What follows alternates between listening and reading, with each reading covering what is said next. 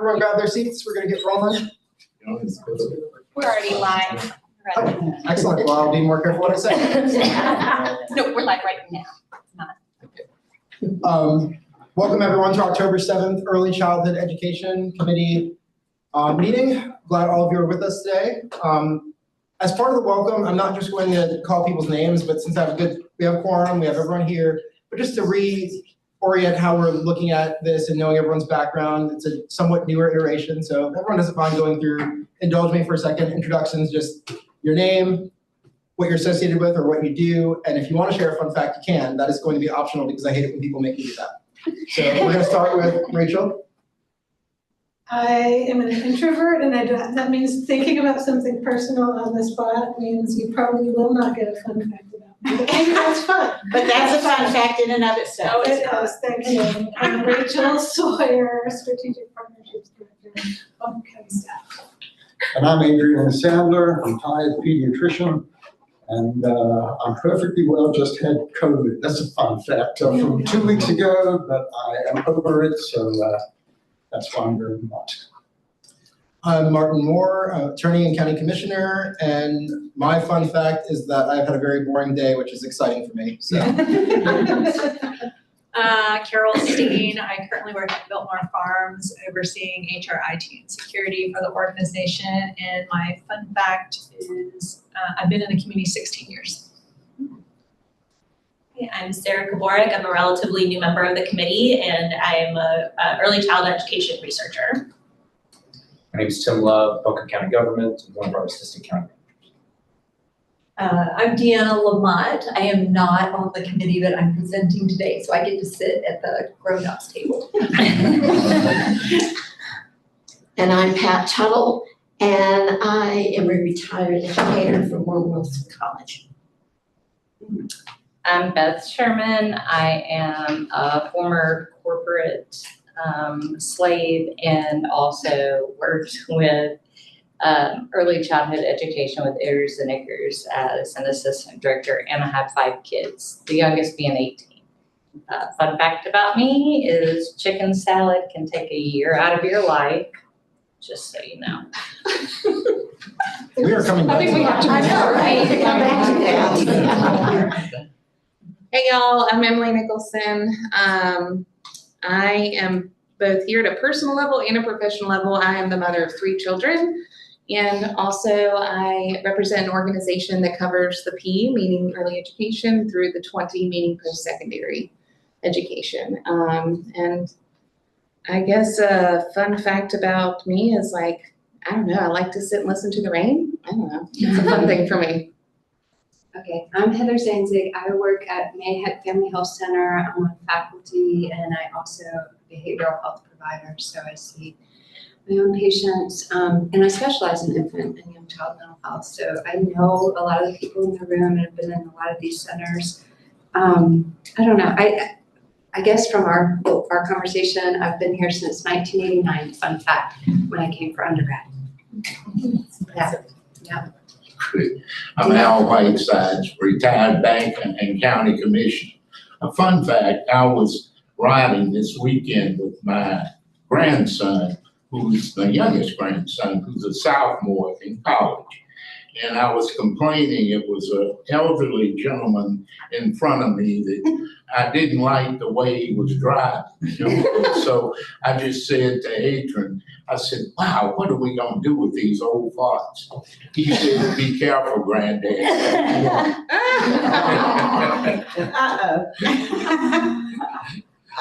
Let's see, I'm Stacey Anderson. I'm a new member on the ECU Commission. So I was telling some folks earlier, I've been here since '95 and working on trying to get equity in child care subsidies since '96. And obviously I'm not very good at it. So we're still trying on that one. Fun fact is that I was just at a wedding of the son of an old friend of Al's and my sister's. It's hard to believe that we have friends that have kids that are that old, but Right. She used to be here in Asheville and ran the Health Adventure, but she was also one of the first people who was involved in getting professional early child care in our community back in the 80s. So that's kind of wild. We were at her wedding. And we were at her wedding, yes, we were. You know, gosh. Well, I hope you each brought us a piece of cake. I love what you Oh, I They did didn't not- make it. They did not have a wedding cake. They had, you know, selections of everything. It was, but they had a lot of different things than what some of us got when we were married. It was Well, thank you all for reintroducing yourselves. I think it's helpful, especially as we have this new iteration of the board. I'm very excited to say, and I've not forgotten you online members, so please know I'm about to call you out in 1 second, so go ahead and unmute your mics. That we have this iteration of people, and we are only one member short of our entire committee at this point, so this is fantastic. very good. I have on my list, as of last checking, Maya, Joe, and Sarah. No need to go in that order, but if you want to, please feel free to introduce yourselves. Hi, I'm Maya Sloan. I am currently substitute teaching at Asheville City Schools, and I have 2 kiddos that go to Claxton. Thank you, Maya. Hey y'all, I'm Joe Jameson, United for Youth Senior Director at United Way of Asheville and Buncombe County. We are a cradle to career place-based initiative, so focusing on the cradle. Of course, United Way is also a funder, and I am vice chair of the WNC Nonprofit Pathways Board. Fun fact, I'm currently in Charlotte at a Leading on Opportunity conference, learning a little bit about how they eliminated the MEC pre-K waiting list. So I am doing this from the back of a car right now. That's the fun part. We're thankful for your commitment. Yes. All right, and last but not least, Sarah, are you with us? Yep. Hey, I'm Sarah LePay. I am a pediatrician and a parent. And I guess less fun fact is that I'm calling from home so I don't share my cold with all of you. So. I'm sorry, but thank you for still joining us, even while sick. And just to double check, Commissioner Horton didn't log on. She did, great. Commissioner Horton, if you'd like to introduce yourself. Hello, I'm Commissioner Horton. I am a registered nurse, a county commissioner, an administrator. And fun fact is that I have 3 children under 4 and under. And there is a 18-year gap between my oldest and my youngest. Excellent.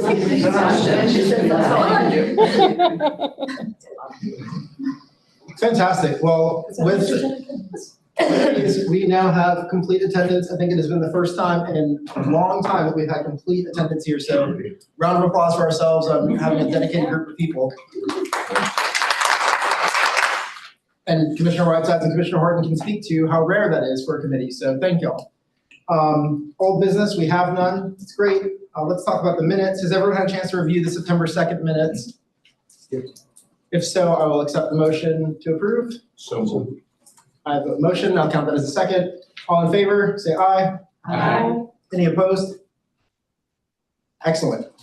We're going to jump right into new business because I would love to make the best use of our time. We have some partners here who are going to be presenting some really important information to us. But just to share with you, annual update is coming up on December 2nd. That is not an action item as much as just a reminder for y'all. And feel free to call myself or any of the other commissioners. But we tend to have a chair of every committee end up offering a report to county commission. So that will be me coming and doing something very easy, which would be bragging about the work that y'all are doing, what direction we're heading, just kind of giving an update to our board of commissioners so every commissioner can know the work that's happening here, what direction we're going, and make sure we're factoring that in as we figure out our budget decisions and identify the areas where we need to adjust, shift course, add more support, et cetera. So no action item apart from if you have some strong burning desire for something to make its way to commission, email myself or Rachel and we'll talk about it. Funding strategy. I'm going to largely stop talking in a moment, but just to recap for whichever folks were not here at the last meeting, we had a very healthy discussion about what our questions were, what the most effective deployment of our resources would be, and how we best navigate the new direction that this board can go if should we so choose. That was with the backdrop of understanding that childcare is in flux as far as funding goes at a federal level. I'm trying to use the nicest political terms I can. No one is feeling particularly secure right now. The needs are shifting, increasing. we're having important questions and conversations rise, and really just how do we make the most of the resources that we have here. Our mission has not changed in the time that we've been here. We know what we want to accomplish as far as supporting early childhood. The question now is, what is the best deployment of the limited resources that we have in any given community, and how do we use that to move the needle on the number of objectives that we can actually have progress on, right? We're to level set, we are not going to fix the state. As much as I love campaigning on stuff like that, it's not realistic. But practically speaking, where can we be a value add for the kids in our community, and how do we make sure that the folks who are providing valuable childcare services have everything they need to accomplish whatever it is we say is going to be the highest and best use of our money. So with that backdrop, a lot of questions came up. I'm smart, but I'm not an educator. I also do not have any children. So all of these concerns are beyond me apart from policy side. But since y'all raised some really good questions, we got together and kind of said, look, we need to get some more information, some more data. That is what led to us calling the Buncombe Partnership for Children, since y'all understand not just what's happening at a micro level here, but across the state, understanding what's happening about where our money is helpful, where it could be better deployed. And as we're shifting that course, everybody wanted more data. So no pressure, but we are depending heavily on all the information that we're getting from you about what areas we need improvement, all the things, and just kind of taking us to that next stage of where do we go from here? How do we determine that? And how do we base it on data that we're getting from our partners? So thank you for joining us. And Martin, if you would allow, I'd love Please. to give a little bit of introduction Absolutely. to the Buncombe Partnership for Children's presentation today. This, of course, like you said, you did a good job summarizing. This is coming on the heels of conversations last year that occurred and then paused that we picked back up around funding strategy. And in the last committee meeting, we talked about different audiences to engage, to get input. I'm gonna talk at the end of the meeting about how we talk with providers to get their thoughts and input, how we get information from parents / community members and other experts. But our first stop was with Buncombe Partnership for Children. They typically come in once a year and present the State of Childcare report. That most recent one would have happened in January. We did not have a January meeting because we were busy doing Helene response and recovery. So we started there saying, what if we come in and do a little bit of grounding that kind of takes a snapshot of the current state. However, that report was in your packet last month, and we didn't really want to spend a lot of time deep diving on data because that's what we've done the past few months. So using really that State of Childcare as a jumping off point to let us hear from Buncombe Partnership, what are the trends they're seeing in terms of key or core issues at this time. I also asked them to give some thought to that point of discussion that had happened at this committee last month, which is what would it look like to have a focused versus dispersed investment? So you'll hear them weighing in on that. And we took it a step further, and I took a little bit of privilege saying, if you have an opinion, that's going to be that next natural step. If we were going to go to a focused investment, what are some things that rise to the top for y'all? And so I want to share the caveat that I as staff, did that as a conversation starter. They're an organization that represents a lot of the system of early care and education because they've got so many connections with providers, but they are simply one organization. So I'm not speaking on behalf of all of the system. Take this information in as food for thought and fodder for discussion. Deanna. Yeah, thank you. I might be able to share. Going to share my screen and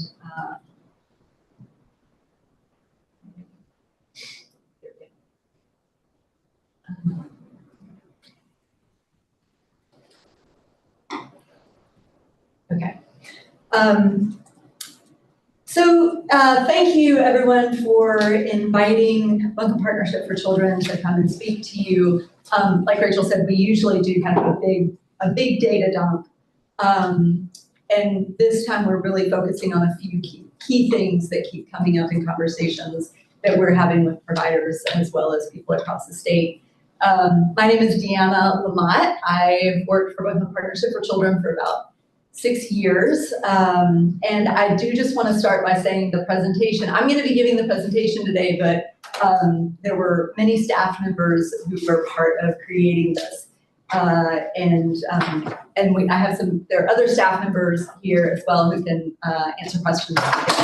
And I think, Rachel, we said we were going to ask people to scribble down questions. There's a lot of information in this presentation, and it's meant to be a conversation starter. So I think if we could, like, as questions arise, please scribble them down. We will have hopefully some time for conversation at the end. But I think it might be most useful to just get through kind of the core pieces of information first. Yes, thank you for your accommodation of that. We want to try to keep the presentation on track and then leave space for talking. Yeah, I'm generally ask me everything, stop me and make sure we clarify, but I will defer to efficiency today. So as Rachel said, we were asked to kind of focus in on a couple things that are, for us at least, feel like the most salient issues right now in early education. So we put together, this slide is kind of an overview. We're going to dive into some of these with some future slides. We kind of, I put these into 3 buckets just for ease. Of course, everything overlaps and touches everything else.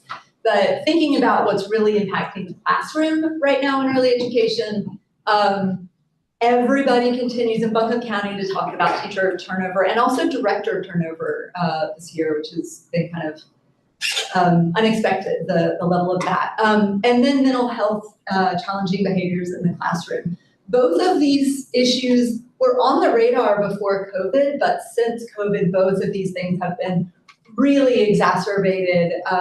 And also these 2 things tend to feed on each other, which is challenging.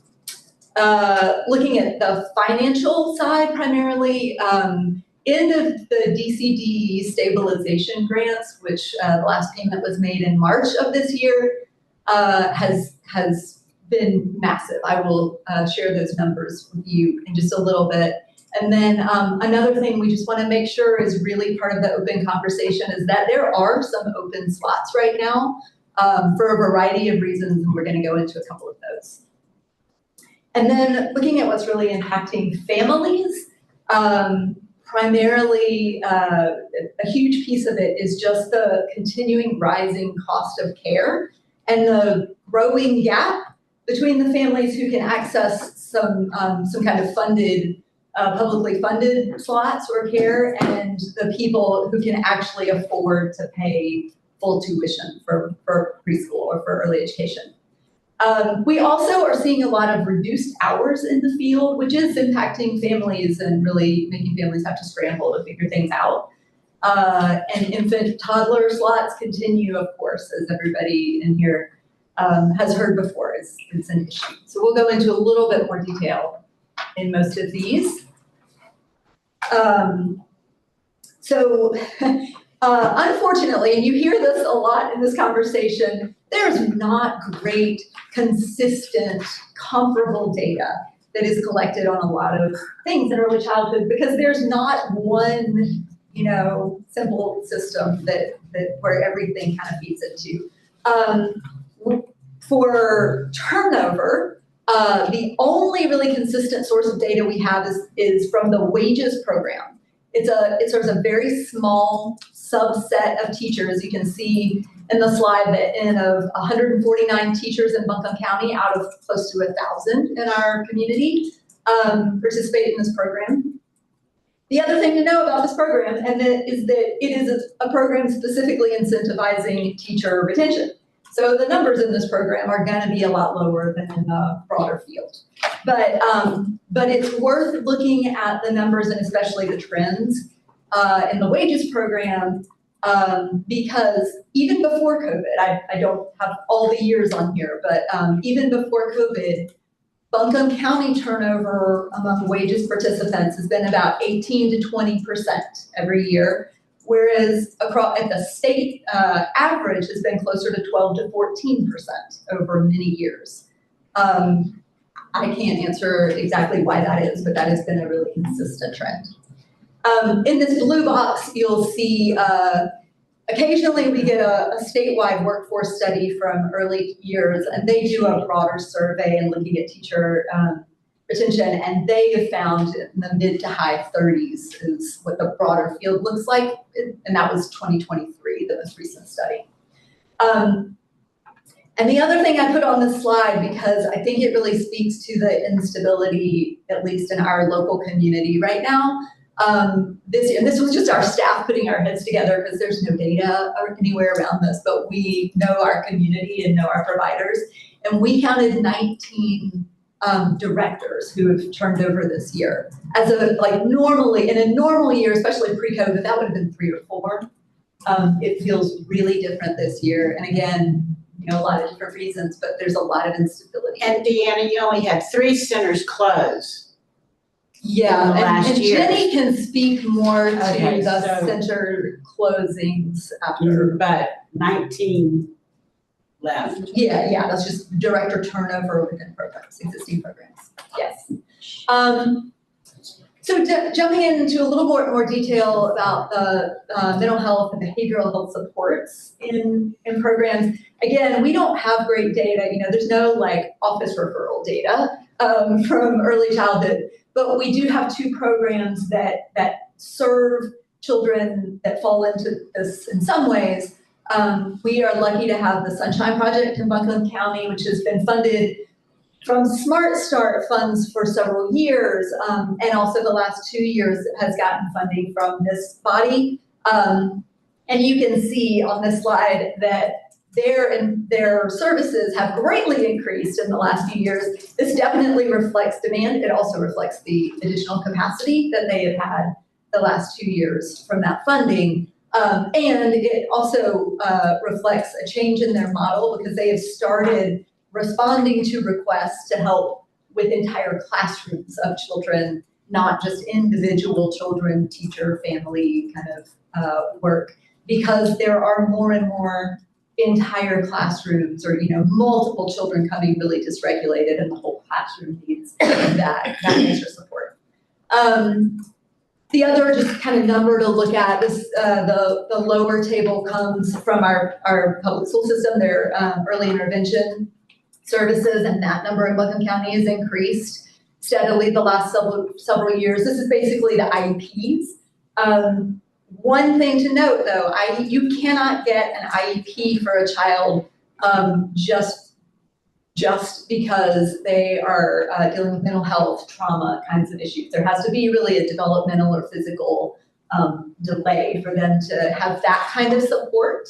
So there are a lot of children who are really emotionally dysregulated because COVID, because Helene, because so many other things that don't have a great way to be supported.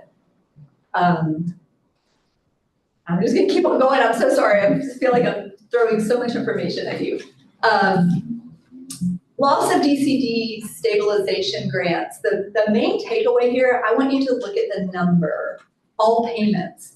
Almost $25 million has come in between October of 2021 and March of this year into Buncombe County. This is just Buncombe County. Over half of that went straight to compensation, teacher and educator compensation.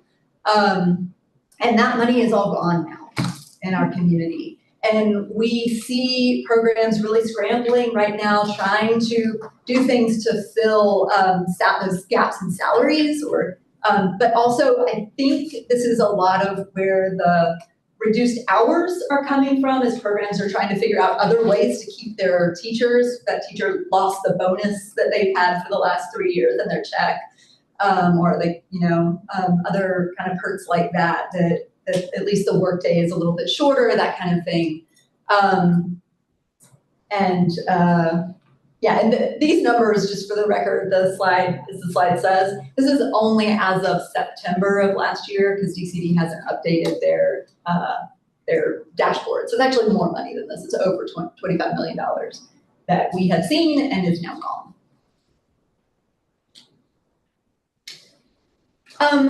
I do just want to, we want to directly address the fact that even though we talk always about how stressed the system is and how there aren't enough teachers and people can't find slots and all the things, there is the reality that there are empty slots out there. Mostly 3 and 4-year-old, those preschool slots, but that's largely just because we have a lot more of the preschool slots. And I want you to take away from some information today that it really does not have a lot to do with demand. If you look at the green type inside the circle, NAEYC, the National Association of the Education of Young Children, did a study in March, published a study in March, looking specifically at North Carolina that said 59% of providers across North Carolina are under-enrolled. And their top 2 reasons for that were affordability. Many, lots of families out there want it and can't afford it. And then staffing challenges often means centers are choosing to have a lower number of children in a classroom because they just don't have the supports for a full classroom, that kind of thing. You're saying that they're choosing to have the lesser number because they can't meet the adult ratio? Well, some of it's ratio, some of it's just meeting kids' needs because of those higher behavior issues. Maybe we choose to have 15 and not 18 children in this classroom because we can't. That's what's best for the kids and the teacher. And then the blue part of this slide is a slightly different but related conversation. It's a little nuanced. We haven't talked about this a lot in here, but because the costs of care continue to rise a lot, especially since COVID, they have risen incredibly, quickly. Inflation all over the place. That's happened in early childhood. The programs that run funded slots like NC Pre-K and Head Start, they've had to blend more of those funds to just be able to cover the cost of those slots. So what that has meant, just practically, because NC Pre-K only serves 4-year-olds, if you blend more slots at Asheville City and Head Start sites and anywhere that you're blending slots with NC Pre-K, that means all those slots only serve 4-year-olds, which means there are programs that used to serve, that used to offer a lot more funded slots to 3-year-olds the services for 3-year-olds are being reduced because they need to blend the funds to cover costs. And there's some details up there to just kind of say what that, some of what that looks like in our community. But it's something we want this body to be aware of. I had to throw this slide in because we talk about more slots being open, unfilled in pre-K across the county.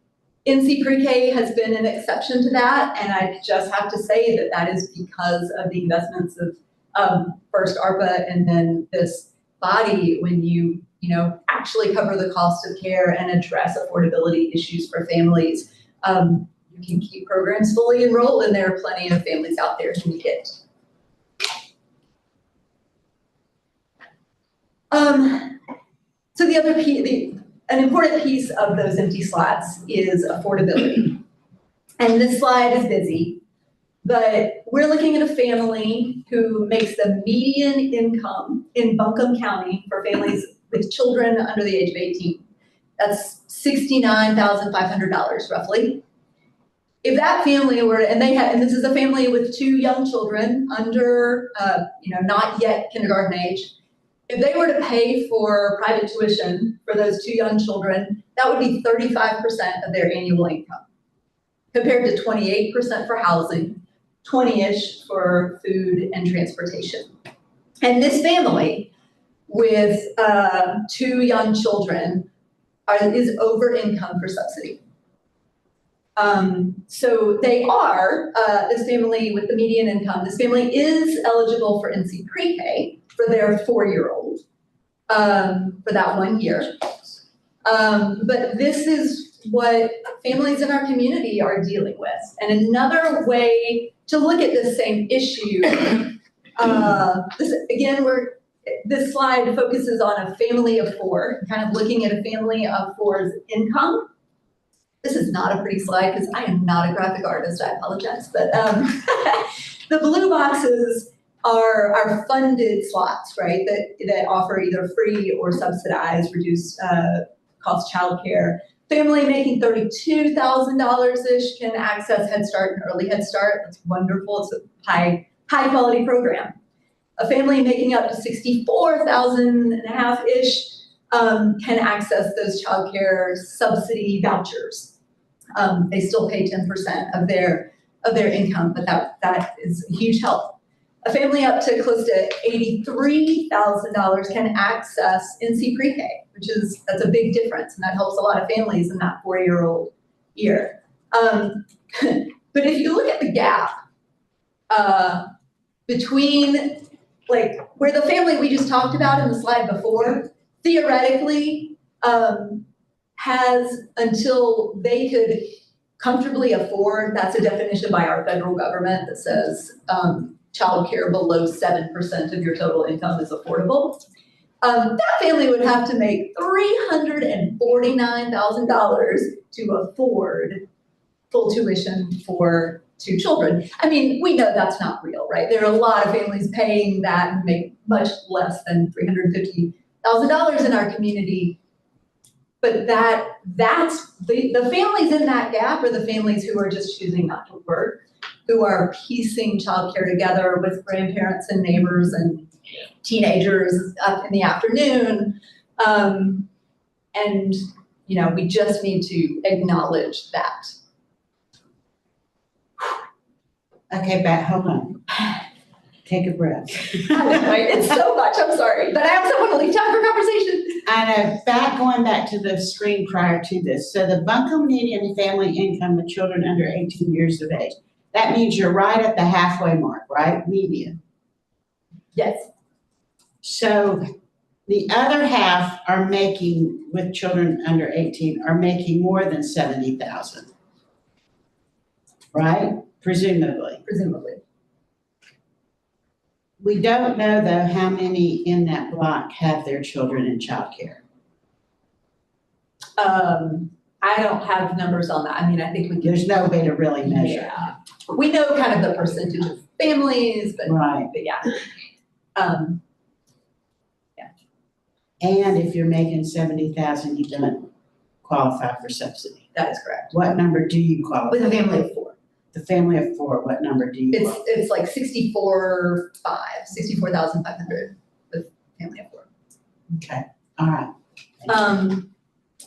So Rachel asked us to address from our perspective in Buncombe Partnership for Children, focusing on 0 to 5 all day long, our perspective about the kind of the pros and cons of the dispersed grants open to everybody in every possible, funding opportunity, versus kind of approaching it in a more strategically focused, narrower way.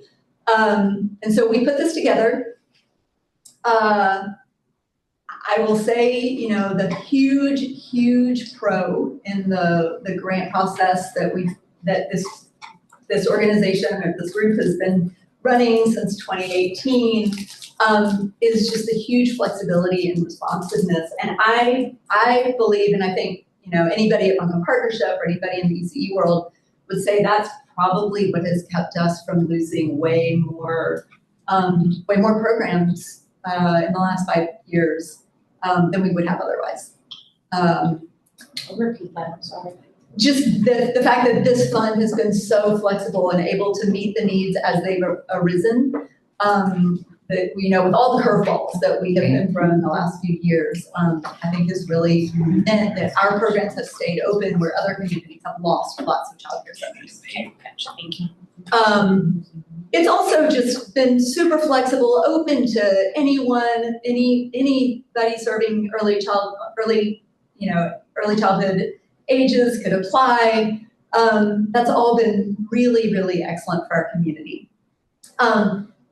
The downsides that we've, talked about before, that you all have talked about before in this space, is that it's really hard to measure impact when all kinds of different things are being funded, even though those things may have been really, really the immediate need right then. the other reality is that even though it's open to everybody, there are only a handful of programs who really applied. And I think that just is mostly about capacity in our childcare programs. They're not thinking, and also the thought that a grant means a new, shiny, interesting initiative and not some money to keep the lights on. I do want to bring this next point up that a grant process, in my opinion, inherently just adds some duplication and competition in a system instead of really helping focus on a systems level what's going on. So a really good example of that is that I think a few years ago there were several programs, because of what we talked about earlier, who applied for behavioral health specialists in their centers, in their individual centers. And they were funded, and that was great for those centers. They really needed it. They really benefited from having that person in the building. But the truth is, every single center in Buncombe County needs that support. And in that case, I think it would have been better for our community probably to not have a competition, but to ask the question, how do we meet this need for everybody? It's a hard thing to do, but and also one-year grants, which most of them have been, not all, but make planning and sustainability and things like that really difficult. Funded or more focused, kind of strategically focused investments have some pros and some cons too. It can really look at system gaps. You can look at the system and say, here are the really big needs that we have right now. Here are our challenges. And here's the place where $4 million could make a massive difference. And that's our sweet spot. And I think there's opportunity there. Easier to measure because all the momentum is going in the same direction. It can be designed to really incentivize quality, really incentivize expanded access for families, those kind of things. But it's going to be way less flexible, right? By definition, it's a limited scope. Can't pivot for every need that comes up in the community. And there's a possibility that some people who are currently funded would lose funding. Although I do think a focused investment would still invest money in a lot of the same, a lot of the same programs and a lot of the same initiatives that have been happening. Deanna, really quickly, can you briefly speak to what your team meant by incentivize increased quality? Yeah, I mean, if you say, for example, NC Pre-K incentivizes quality, right? They put a lot of money in this 4-year-old year, and they incentivize quality, saying we're only going to give you this, we're only going to reimburse slots if you have a licensed teacher. We're only going to reimburse these slots if you do developmental assessments and things like that, right? You can only get this money and be part of this program if you can demonstrate this high quality. Oh, so before I go to the next slide, I want to give a disclaimer, and Rachel mentioned this. We did, as Rachel asked, we did kind of come up with a recommendation as a starting place for conversation. We had all of about 2 weeks to come up with this. There is no, deep community engagement, family conversations, listening circle, none of that. We, 5 or 6 staff members came together and did our best to think what might be a way to move forward. So this is the beginning. We offer this up to you as a place to start conversation. And to think about what a more focused investment strategy might look like. So we have 4 bullets here on our recommendations, but the truth is 3 of them pretty much go together. Basically, one possibility of what this money could do would be to really subsidize or fund somehow. We are recommending 3-year-old and 4-year-old slots for those middle income families who are really locked out of the system right now. It says on here, based on Durham and MEC pre-K models, not that a program here would look exactly like what they're doing, but they have pre-K models that are free for families up to 400% of federal poverty, which is around $128,000 a year income for a family of 4. Wake Pre-K also has a whole program for 3-year-olds as well. The third bullet says continue the NC Pre-K slot supplements that you have already been funding. The reason for that is we can't create another program that's funded over here, and especially if it has, maybe less state bureaucratic hoops to jump through for directors and programs without people will say, man, they make more money and they don't have to do all this stuff for the state. I'm dropping NC Pre-K and just taking these slots. So we have to not undermine that really high quality state program that brings millions of dollars into our community if we add something else to the system. And then the last bullet is a catch-all because we had 2 weeks. We're not presenting a program, we're presenting a direction.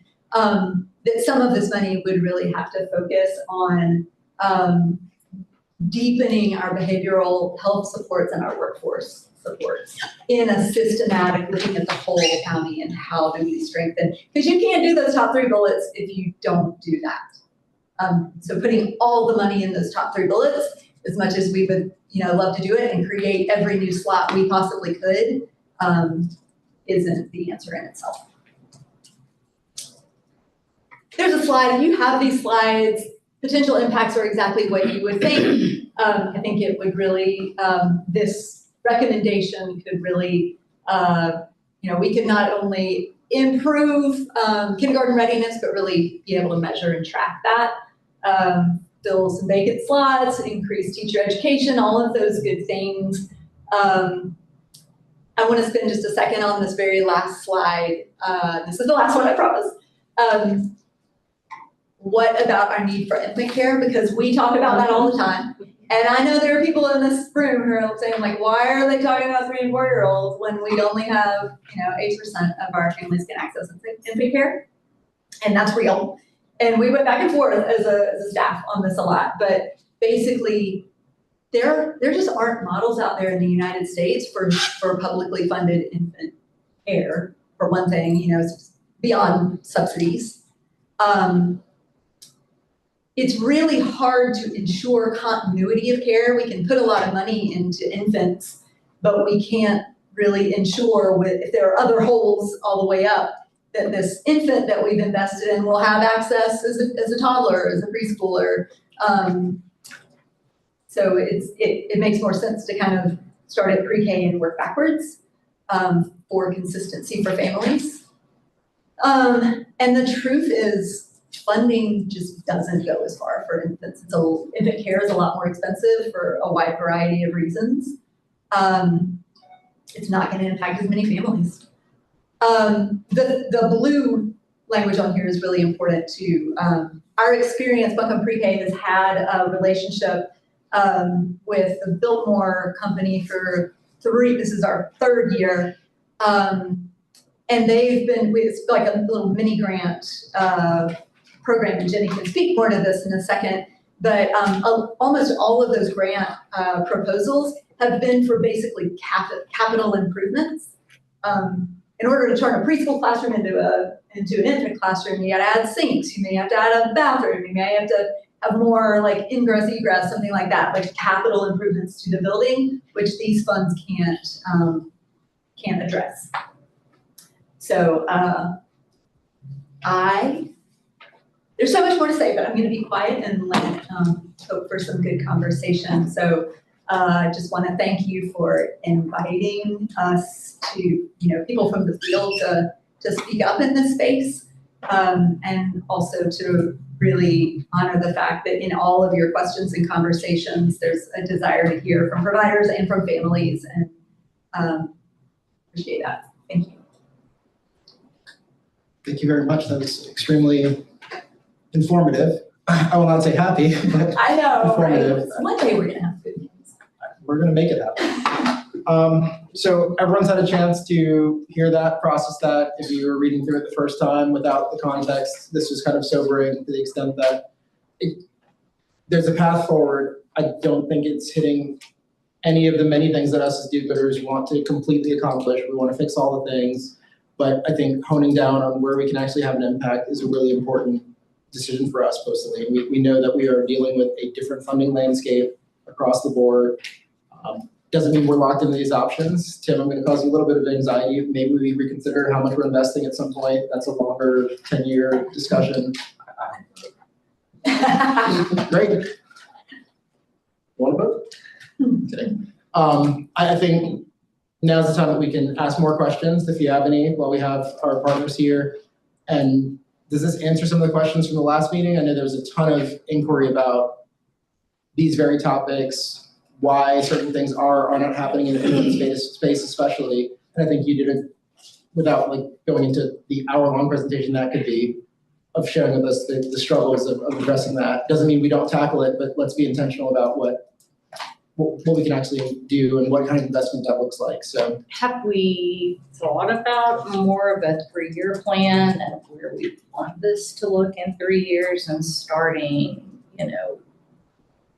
maybe not from the top and going down, maybe dispersing that, and that way we would have a good way to track it over 3 years. I'm going to write that down and kind of put an asterisk next to it to give you my recollection, and Commissioner Whitesides has been on longer than I have, but my read is it's been a back and forth discussion about multi-year funding in general, but have we ever had the bigger picture 3-year strategic plan kind of conversation?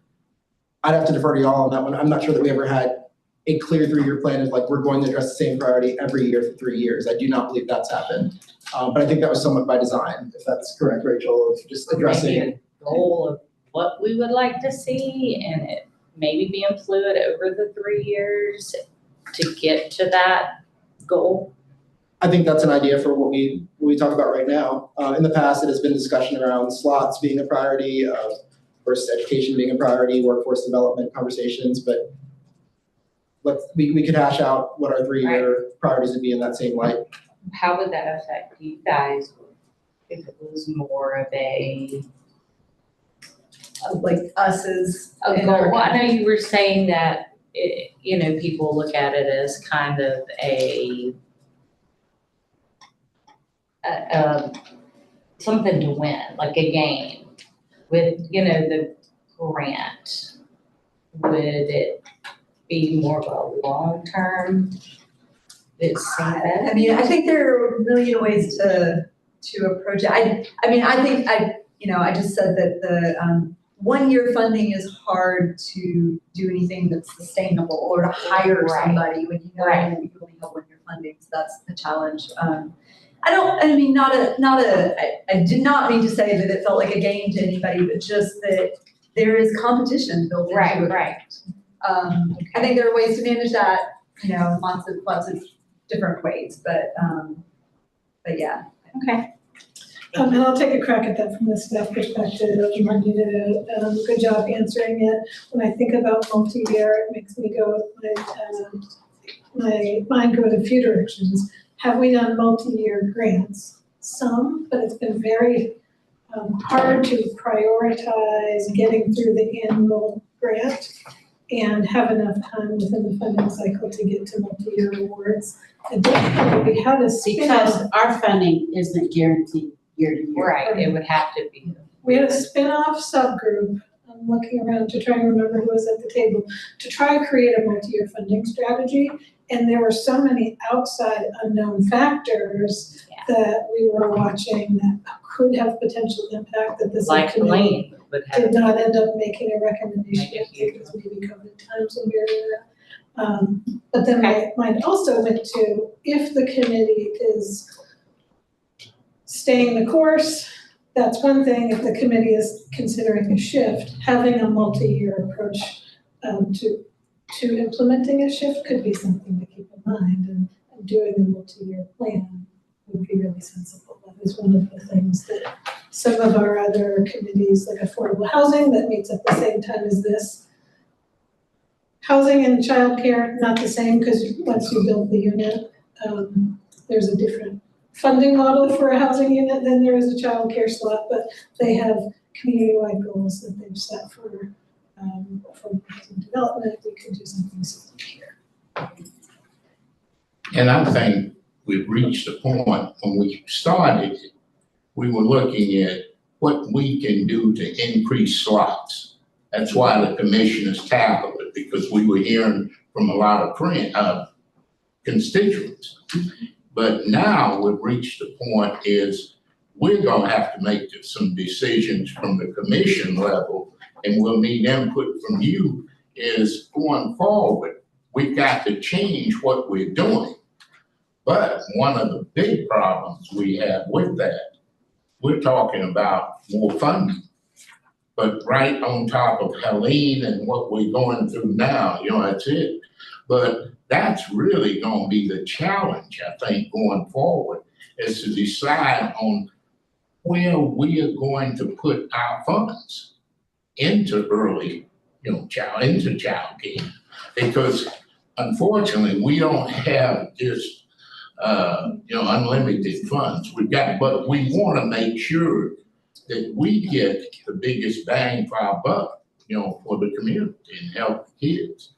But when you look at it, and like Rachel said, when you look at it before long term, however we look at it, it's so many minefields, that we have to go through with early childhood. That's where the challenge is going forward.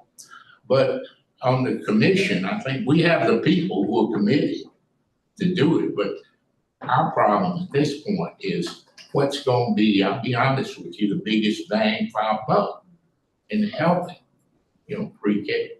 Yeah. I'm sorry I have to run. I've got a funeral to go to, so I'll be back.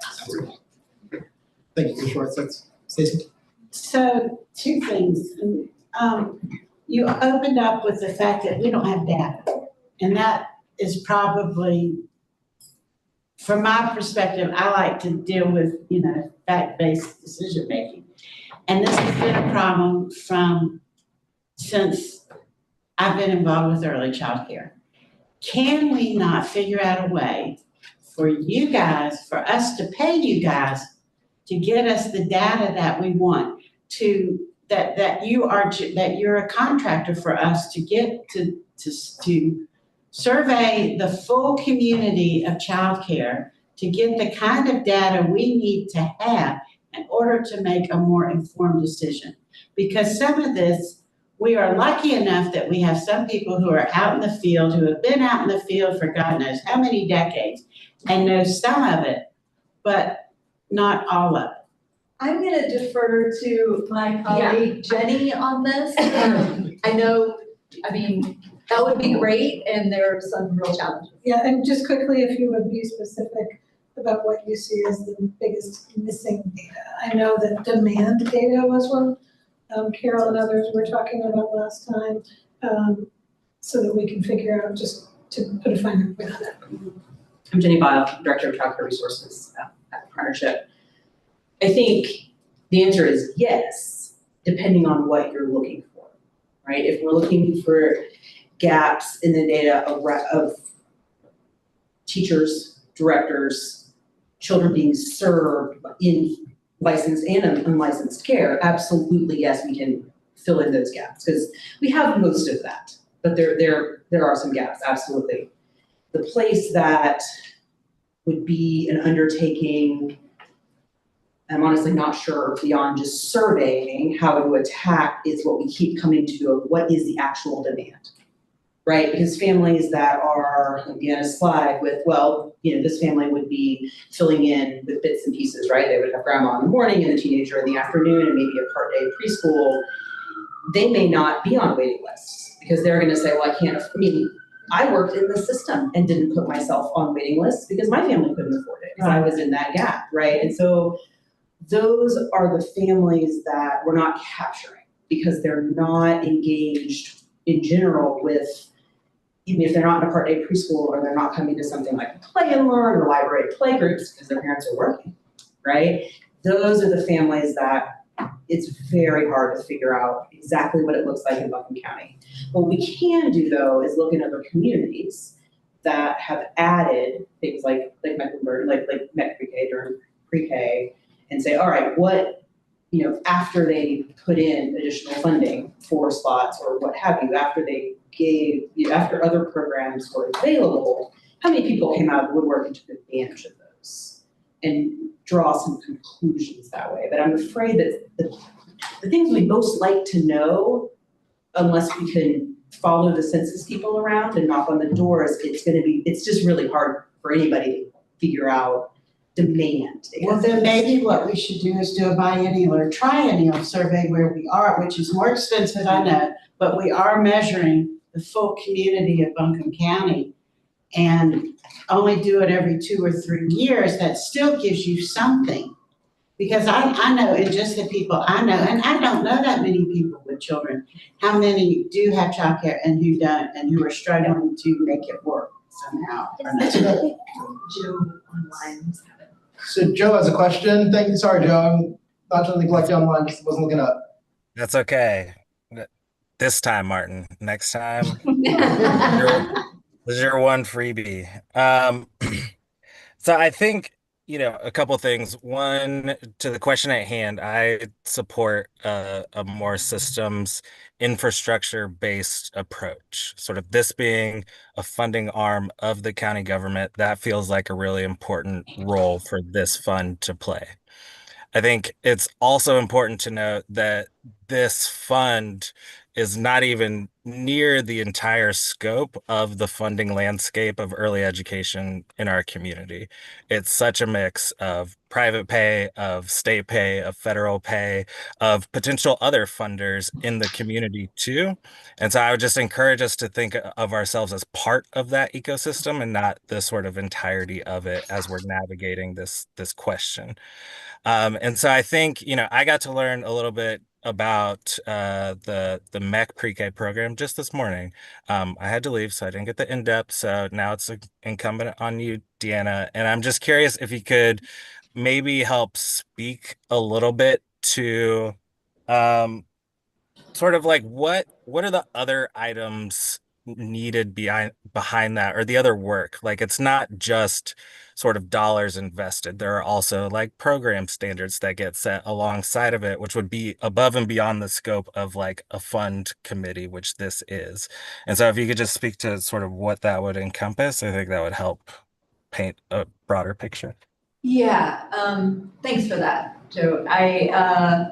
So what I would say is back in 2021, when we started, when this organization or when this group came to us and said, what would it look like to really strengthen and stabilize NC Pre-K, we had 6 months, Buncombe Partnership for Children had 6 months where we really did do lots of deep engagement with our childcare providers across the community. We had multiple listening groups and listening sessions and focus groups, and we met with kindergarten teachers about what they were seeing. We did lots and lots of learning from our community to develop 6 strategies that did not just focus on throw more money at slots, just because just like I said, we could throw lots of money at slots and they would be empty if we don't have well-supported teachers and more behavioral health.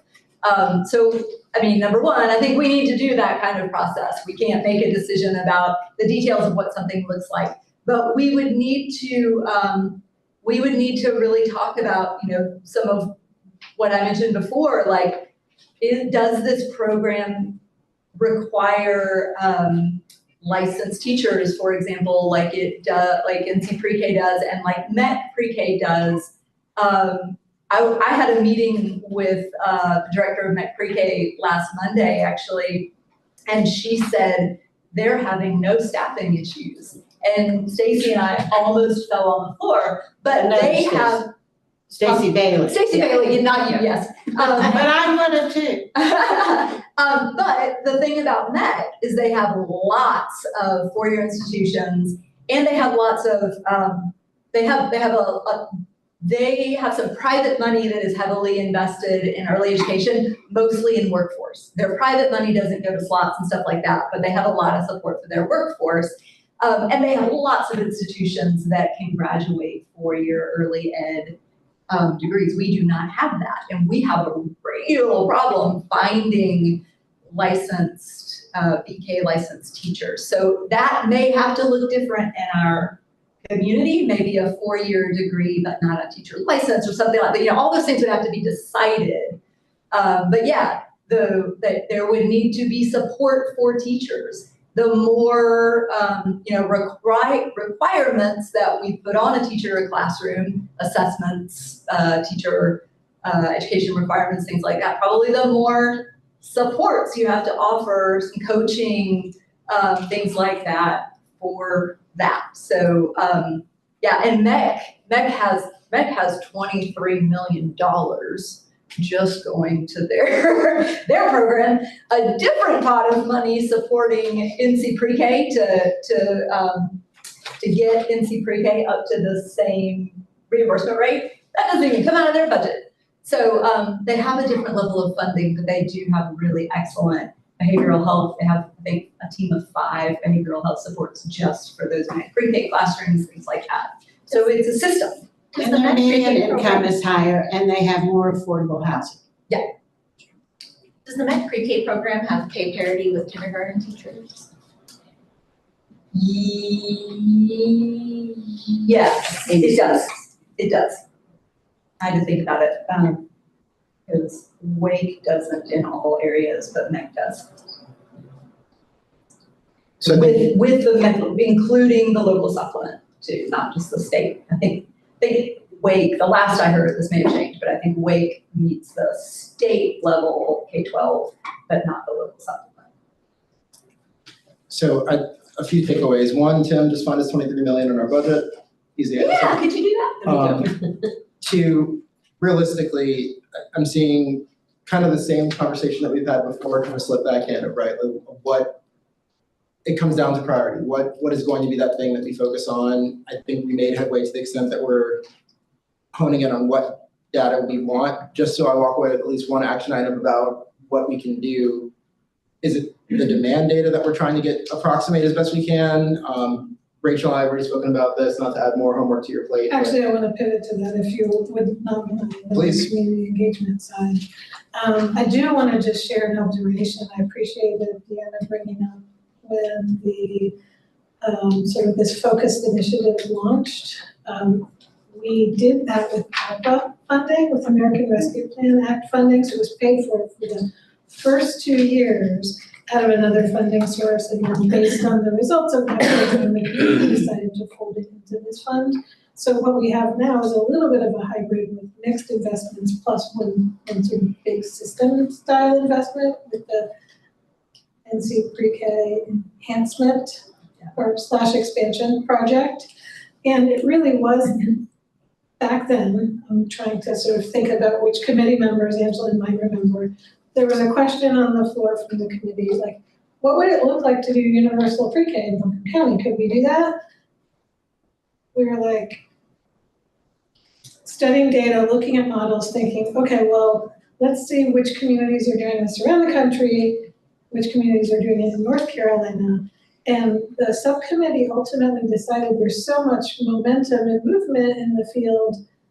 North Carolina's answer to pre-K is NC Pre-K. So if we go build a separate thing, like MEC Pre-K that's designed locally and not tied to the publicly funded program, would that get in the way of us fully maximizing getting every federal and state dollar that we can into the local community? So we wanted to build something that was responsive. So this conversation feels like a progression of that same discussion. I'm not sure what key remark I'm building up to, but I'm really listed on the agenda to talk about community engagement. So in the interest of time, there are 3 questions under community engagement. On your agenda, we have an opportunity to speak with some providers upcoming during our site visits. That won't be the only time we want to talk to early care and education providers, childcare providers, but we're fixing to go out. There's a printed out sheet of all of the site visits upcoming. And please look at your signups. For those of you who are joining virtually, it is in the meeting packet, unchanged with an addition or two. We need additional signups. Angela can get you signed up. Werner is one where we have one person so far. We can take up to 7 committee members on a visit because 8 becomes quorum. So sign up for more site visits.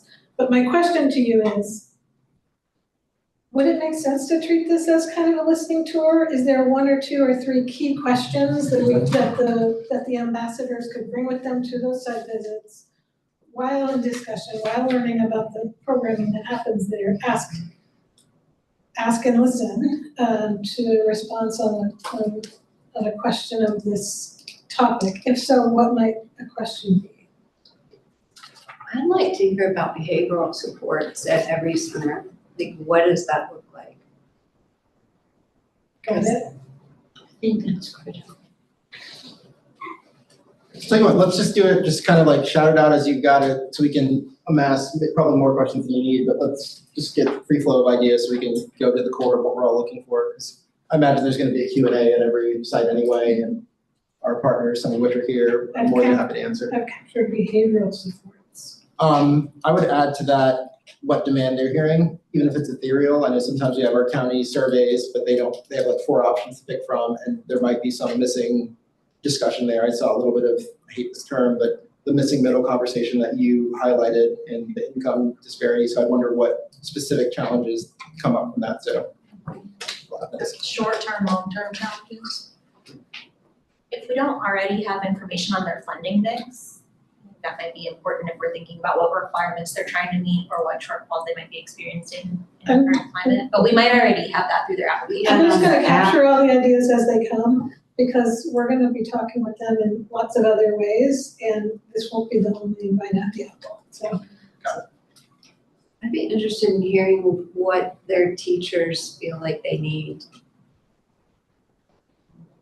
And I'd like to know where they're recruiting their teachers, of which we have none.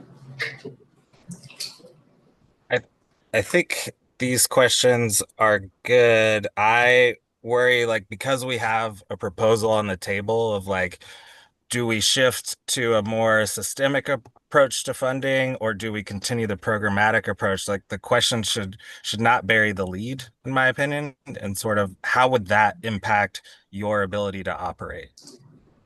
can you ask that again so I can capture that for the notes? I hear your point, Joe. Yep. How would a shift in this committee's funding strategy impact your ability to operate? Got it.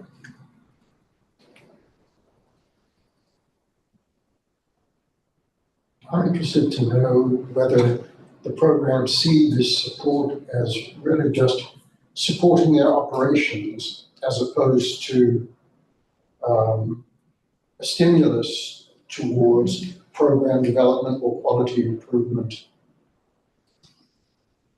Got it. I like that better than feel. How long have we done grants? How many grant cycles have we done? 4? 6. 6? 6. sounds about right, 2019. I'd like to know their thoughts on the focused funding strategy that's presented here on the 3-year-olds versus other funding strategies that they might be seeing that could be scaled. Okay, I've captured this. I'm going to ask you a different question. I'm taking this in and not trying to make decisions right now because I'm also thinking, gosh, would it be a rich and meaningful conversation? We're also trying to tour their site, and are there better ways to get it? We've got a lot of good questions there. Did you get Carol's last one? I didn't write that one down because I started talking. Okay. Community member engagement. We have an opportunity if we would like to do a survey. Could be a parent survey, could be a prospective parent, like members of the public survey. The county has a tool that can collect the information. And we could distribute it out through our network of providers, through organizations in partnership with Buncombe Partnership, through our social media, through elected officials that go out and carry the QR code around town with them, et cetera. Is there interest in that at this stage? I'm just gonna say yes.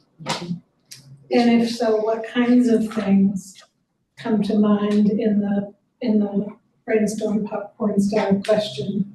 I mean, I would want to hit at our businesses. One of your slides, one of the later slides hit it at the Biltmore's model.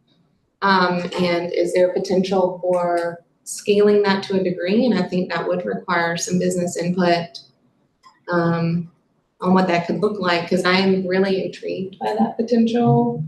But I also know any level of community engagement, I think especially sometimes with our private sector, can be challenging. So I say that with a grain of salt. Like, I know it's not an immediate, like.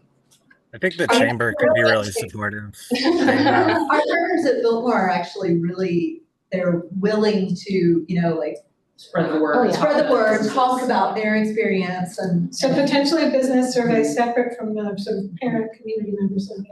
Would you say, Joe? I think a chamber member survey, they have early education as one of their policy priorities. So that seems like an easy sort of way to disseminate to them.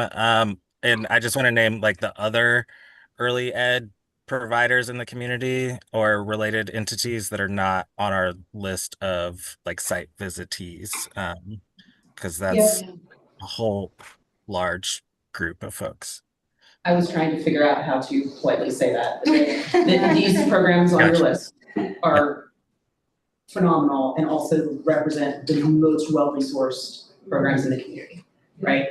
Many of them have fund development people or access to that type of support, right? And they need it, right? And also programs that are not here are gonna have really different things to say. So this is sort of a brainstorm that's gonna help staff bring back a community engagement recommendation. And what's beginning to come to clarity is that we've got these different segments or stakeholders, providers, funded providers in general, the business community, and then also parents, prospective parents. The questions we would ask these audiences would not likely be the same questions. So hurrying out and impulsively sending a community survey before we figure out what all the questions we're asking all of the audiences, I don't want to do.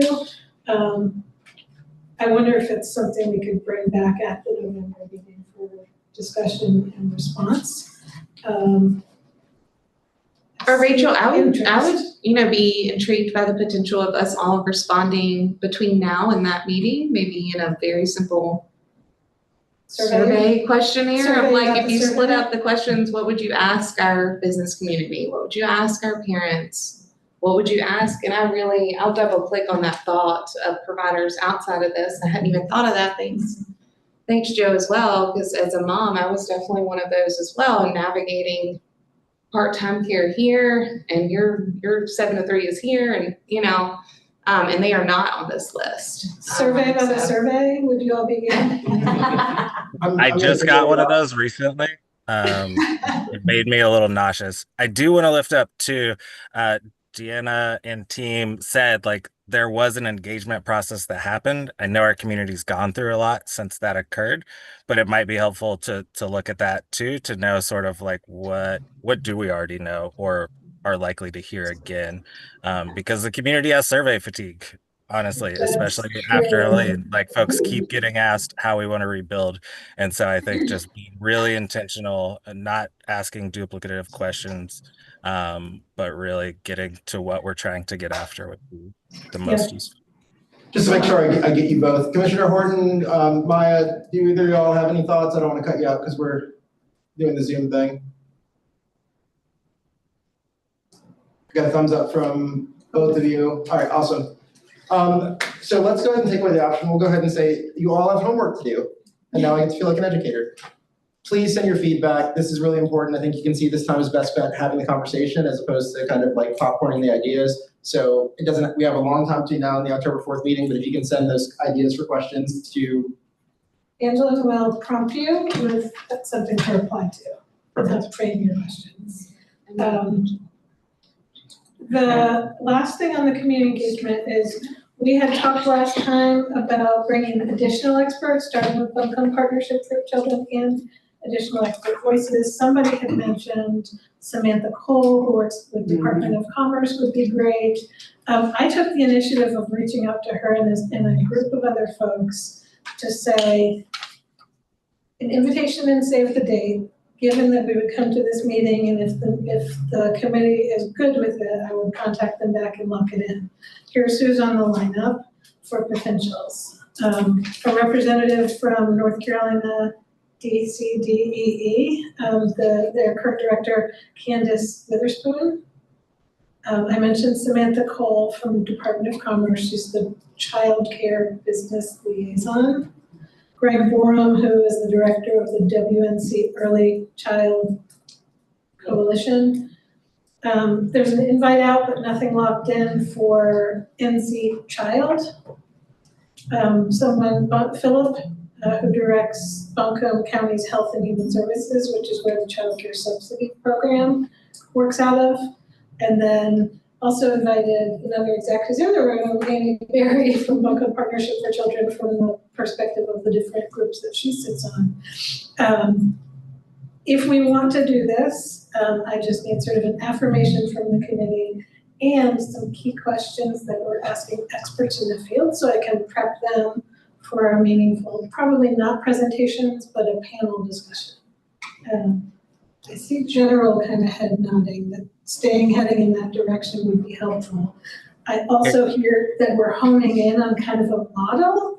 And so what I didn't name is somebody from those different models that our partnership suggested we look at. That could be another possible direction to be blended in or handled separately. Joe? Yes, I was just going to ask, sort of timeline-wise, as we're lining up these community engagement processes and these experts, like what is the hoped for deadline on the staff side that we have some decisions locked in? It's evolving. Okay. We have the fall of the year through December, typically, that we do our off-cycle work. And typically, we announce in December what funding is going to be for the following July. There is some flex in that. It seems like making a major shift might not happen on a regular timeline like that, so would need its own timeline. I've not done work of mapping that out, as still following the committee's lead about exploration. Is this just a refinement, or is this a pivot of some type? So thank you for thinking about the big picture of this project that we're working on. To some extent, we're figuring it out as we see where the momentum is and where the areas of agreement are.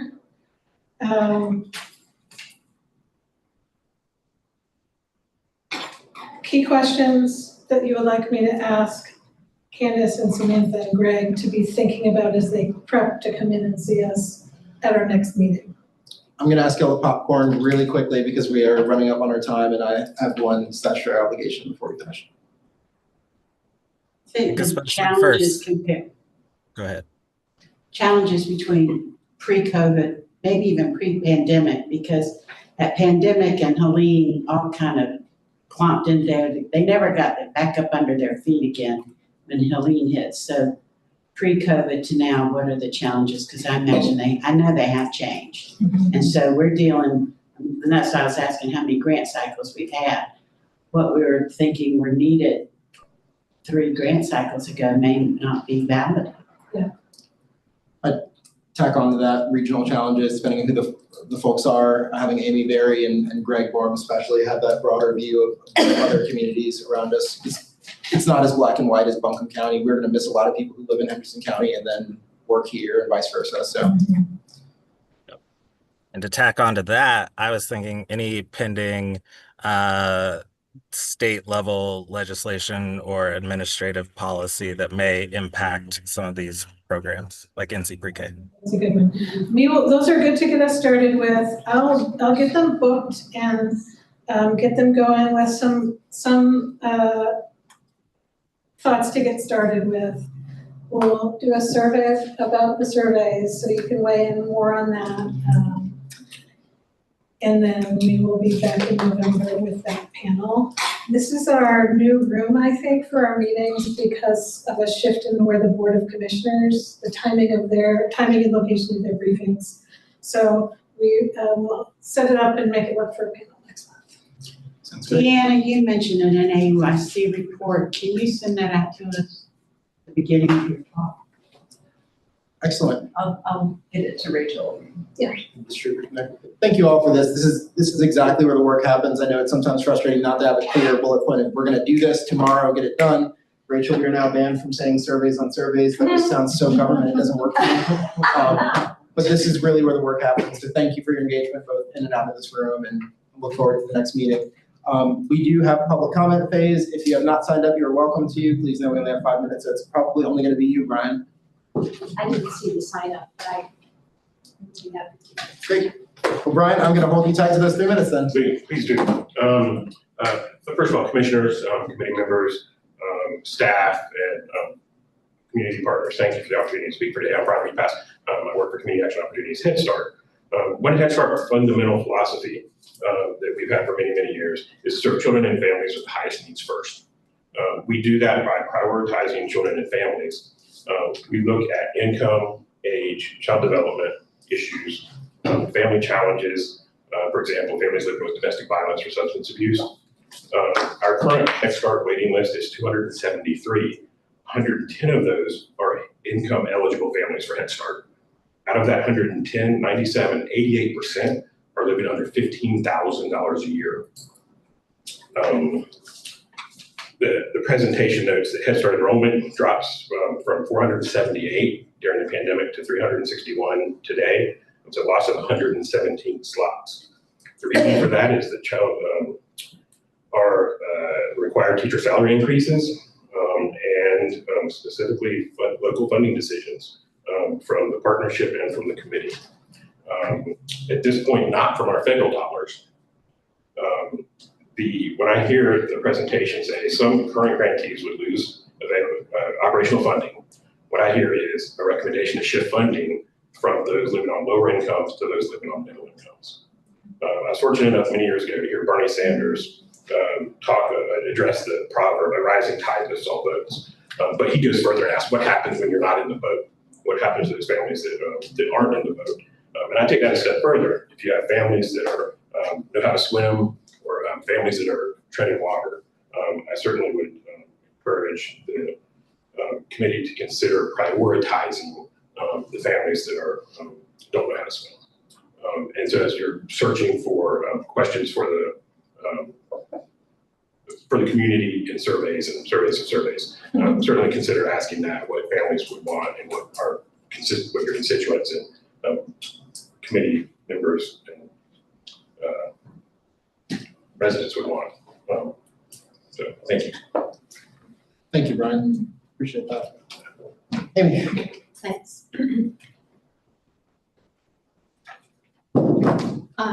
You heard a lot. There's a lot to think about. I just want to touch on a couple of points that were made and a couple of questions. So I'm going to hit a number of different points. Regarding the data, part of the challenge of collecting data is, we at Buncombe Partnership are not a funder for everyone. We have private businesses, we have NCDPD licensed, it's quite a mix.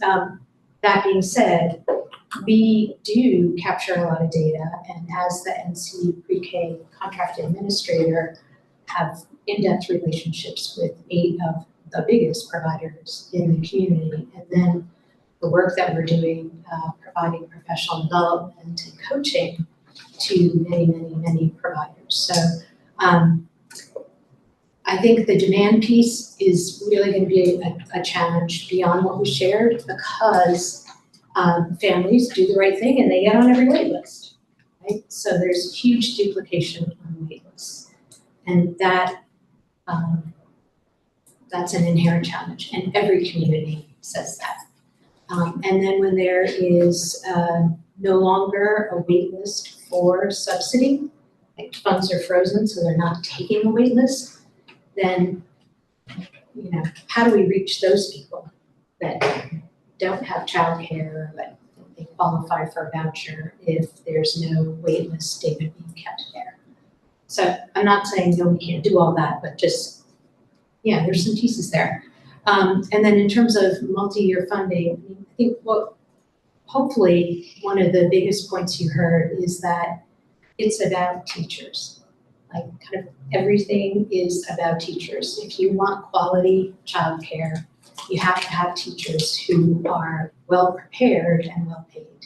And when we asked folks recently in a couple of different ways, in listening sessions around behavioral health needs, and directors, our CCRT master directors, what do you need? It was, we have new teachers with little or no classroom experience, working with kids who have higher needs than ever, and that's not good for anyone.